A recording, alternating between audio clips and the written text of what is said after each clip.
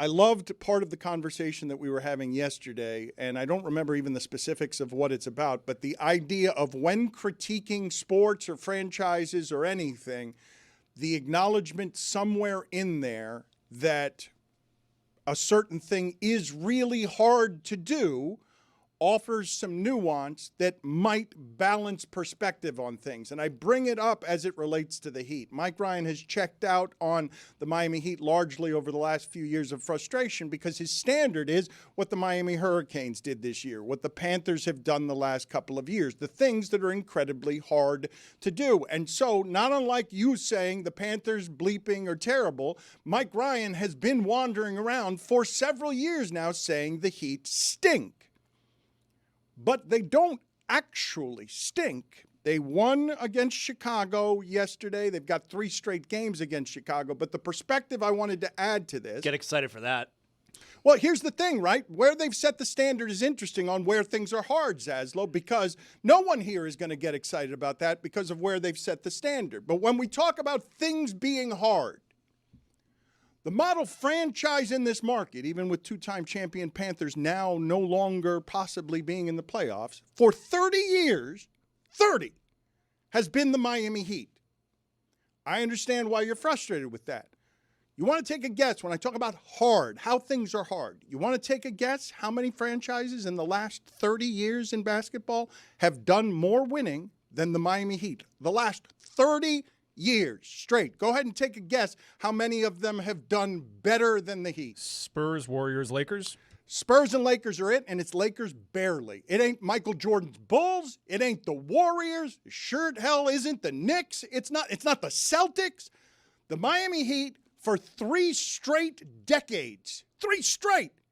They never do what Sacramento does for a season or Atlanta's done for all of those 30 seasons. Never. They're always in it, and now we're talking Giannis. These things are hard. It's really hard to win like that when everyone else is trying to prevent you from winning like that. Everyone else cares the same way you do about making sure you don't win like that. So the Knicks would kill to have Jimmy Butler against the Nuggets in the finals, but they don't get it for 30 years.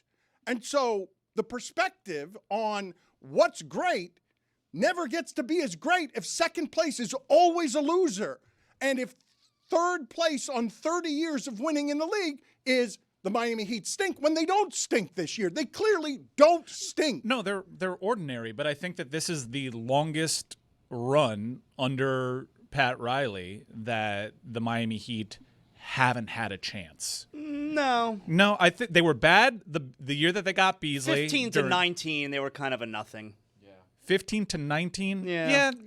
Morning getting sick affected a lot of different things. Bosh getting sick, because I remember dancing with an inflatable horse celebrating Goran Dragic, and they were a game away from making it to the Eastern Conference Finals and matching up with the Cleveland Cavaliers. So I think this is the most prolonged stretch on Pat Riley's watch that they've just been ordinary without a real shot at winning the title. And there have been some lean years. There have been number 2 overall pick years. There was that time where they were like the 5 seed in a bad East, and we were all wondering if we're wasting Dwayne Wade's prime, but you knew that you had that piece. Who's the guy that you build around right now? We've been talking ourselves into Bam. I think we've maxed out that ceiling. So I think the issue here is I understand that they're not a bad team, but in that sport, they're arguably the worst thing that you can be. Mediocre for an extended period of time. But you're saying mediocre for an extended period of time, and I would say that's been the Magic for 30 years, and they had Shaq.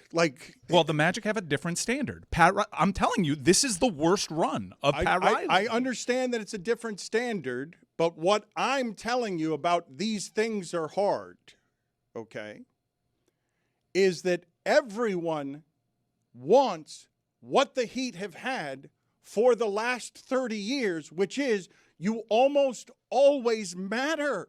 Like the Timberwolves matter now. They haven't mattered for 30 years, and they haven't played. You said they haven't played in the finals in a long time. They were there 3 years ago. The Timberwolves have never been there. Like they played, they had Kevin Garnett.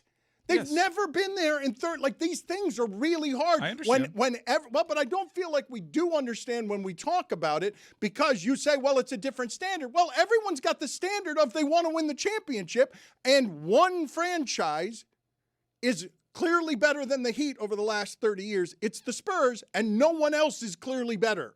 Perhaps a little dab of a paper towel on the forehead.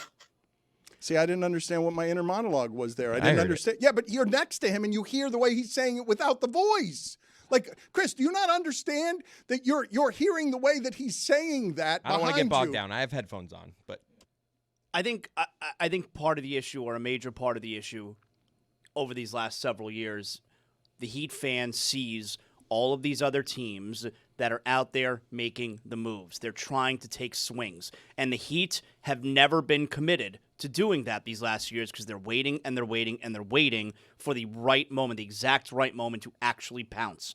And that's why they've been a, above average team, barely above average team. But now, like this right here, the Heat, by my count, have only gone all in one time in the history of the franchise in a trade. That's when you push all the chips to the center of the table and you say, take whatever you want. And that was with Shaq, all right? It's the only time they've ever done that. No, that's actually not true. They didn't add Wade in that. It No, wasn't. yes, correct, It was, correct. Well, but it was all the chips Yes. except for we're keeping Dwayne this Wade. one, and here's everything else, but we're keeping this one piece. Tell us what you want. Yes, but that's going all in, all right? In this instance as well. They are going all in for Giannis. They're going to keep Bam right over here. Here's everything else. Tell us what you want. And, if this is what they've been selling us with their flexibility and their maneuverability for the last few years, this is it, man. Make it happen now. To that point, I think Heat fans have been frustrated when big names have come in the market and everybody from, across the street has been like, no, hold, we're not doing Right. it yet, we're not doing it yet. But then when the Heat fan sees the trade for Terry Rozier where a first-round pick gets over there and then he gets indicted for gambling and then all of a sudden that happens, you're like, wait a second, the one time we try and make a move, that something weird happens. Now we don't have the asset we need to maybe go make this massive asset happen, exchange. Can I add that whichever way you want to look at it, that the Heat obviously should not have done the Terry Rozier trade. They should have been told at least. Or Adam Silver should do the right thing and require the Heat to get their 27 first-round pick back.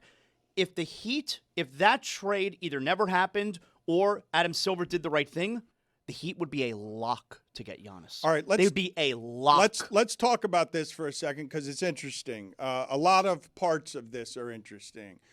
The best options that Giannis would have and the Bucks would have, it would appear, are the Warriors and the Heat, and the Warriors is a better option. That's interesting for a number of reasons, including that the Warriors have so much flexibility as a well-run organization that has not won as much as the Heat the last 30 years, that they just traded for the Heat's best player and still have the assets available to have a better offer. Well, if I can add, why do you say that about the Warriors? They've won 4 titles during that span. Oh, but over the last 30 years, okay, fine. We can say that, but by winning percentage. Oh, over just the like last, going back to 94, they were over- 15 years. over- Okay, yeah, you're right. Over you're the right. last 30 years, Okay. the better winning. Over the last 30 years, the Warriors are under 500. Okay, yeah, you're right. You're right. Give him a hard look. Make sure he never corrects you on the air again. The Warriors traded for the Miami Heat's best player and still have more flexibility and assets because their offer can be better. And I believe that the only way that Giannis ends up in Miami, given that the Warriors are playing for the win now of Steph's got to win right now, while the Heat are playing for Riley's got to win before it's all over. The best chance the Heat have is that Giannis doesn't want to do the Durant thing of I'm going to go be coattails, I'm going to go be the number 2, and I don't like what's going to happen to the Warriors after Steph retires where I'm going to end up being Milwaukee again. That's the best chance I think the Heat have, Giannis wanting to be here because it gets to be his. Why does Milwaukee care about that? Because Giannis is going to tell them where it is that he wants to go, and they may or may not want to please Giannis here as part of the transaction if they can get something close to what it is that the Warriors would be offering, which they can. They can get something close, but the Warriors' offer is better. I think there's an issue, too, with a bit of subtraction by addition, right? Where you have Giannis, you get him there, but it took so much. It took such a heaven and earth move to get all of your roster gutted, to get all your picks out of the way, where now you're looking around at the locker room and it's Steph and it's Giannis and it's like, maybe Draymond's there, maybe he's not. And then all of a sudden, in a year or two, Steph's 37, he's turning 38 in March. We got 2 years left of Steph, 3 years maybe. And at that point, Giannis is looking around being like, this is Milwaukee West. I'm back in hell, and there's nothing I can do about it because there's no picks, there's no assets whatsoever. Like, that to me seems like a very tough place to be when you can go somewhere in the East and make the NBA Finals every single season. There's a combination of things here. I found it really interesting, both that aspect of it, because there's been no indication thus far that the Warriors are a preferred destination of Giannis. There's been reporting that the Heat are. There's been reporting that he has interest in playing with Anthony Edwards in Minnesota. The Knicks. We know about the Knicks. The Sixers. Warriors have been a piece of this without any guarantee that Giannis would extend. So their mammoth offer, which would include Podziemski and Moses Moody and Jonathan Kuminga and Jimmy Butler, and then 4 picks and 3 pick swaps,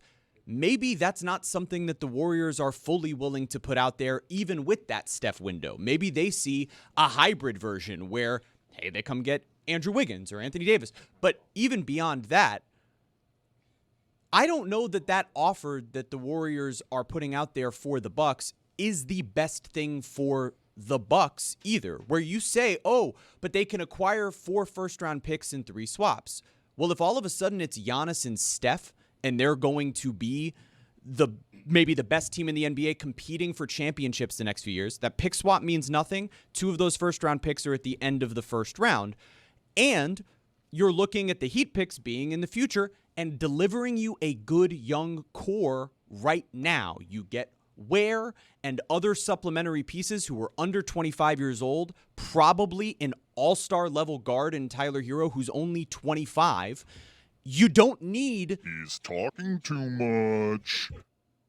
You don't need to keep Get it winning. back to Denny Hamlin. All right, Denny Hamlin talk. Let's go. Was that Mike? Because that's what was going on in my head. Or was that Mike? Like that? Did that come out on air? I thought did you say that, or was that just? Can Jeremy hear me? Jeremy, will you cry if we don't get Giannis?